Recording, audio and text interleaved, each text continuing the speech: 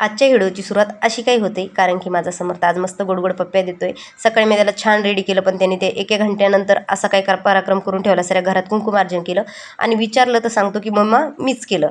म्हटलं असो, म्हटलं तू तुझा गुन्हा कबूल केला, तुला माफी. त्यानंतर मी घर वगैरे स्वच्छ केलं, मला फरच्या पुसायच्या होत्या, पण हे दोघं जर मधात करत होते. म्हटलं तुम्ही बाहेरच्या साईडला बसा, मी कामं आवरून घेते. ते दोघं बहीण भाऊ बाहेर बसले, मग मी पटकन कामं आवरून घेतले.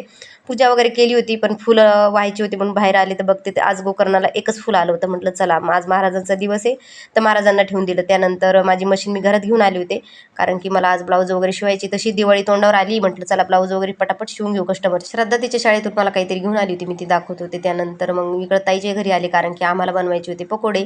तर आम्ही सगळ्या मैत्रिणी मिळून पकोडा पार्टी करायचं ठरवलं होतं.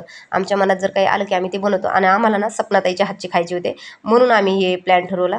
त्यानंतर मग इथं सर्वांना काही काही तयारी केली. मी बी थोडंफार त्यांना मदत करू लागली. मिरच्या वगैरे कट करत होते, मला काय त्या चाकून जमत नव्हते. म्हटलं ताई तुमचा चाकू तुम्हीच कट करा. ताईनं मिरच्या वगैरे कट करून दिल्या. समर्थ तर माझा झोपला होता, पण आमचा हा शंभू आला होता मदत करण्यासाठी. त्याची अशी काही नाटके चालू होते. त्यानंतर भजी तळायची बारी आली, आणि सपनाताईने मस्त असे भजी तळले, आणि मी एक खाऊन बघितला कसं झालं म्हणून. मीठ वगैरे बरोबर आहे का, तर सगळं एकदम व्यवस्थित होतं. त्यानंतर सपनाताईनं बरीच भजी तळल्याच्या नंतर म्हटलं ताई तू बाजूला हो, मी तळते.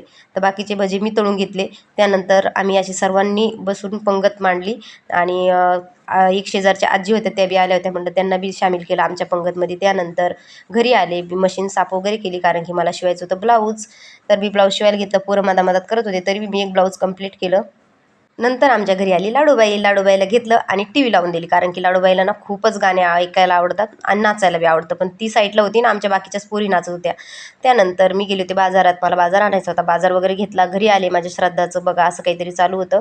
मम्मी मला दाखव म्हटली, म्हणून तिच्याकडे कॅमेरा फिरवला. त्यानंतर मी पटकन स्वयंपाक बनवला. स्वयंपाकामध्ये होता आज वरण भात आणि कारल्याची भाजी. आमच्या घरी सायंकाळच्या टायमाला जास्तीत जास्त वरण भात आणि एखादी भाजी बनवली जाते, आणि खरंच खूप छान लागतं हे कॉम्बिनेशन, कारलं आणि वरण भात. आणि मस्त आणि पोट भरून जेवण केले.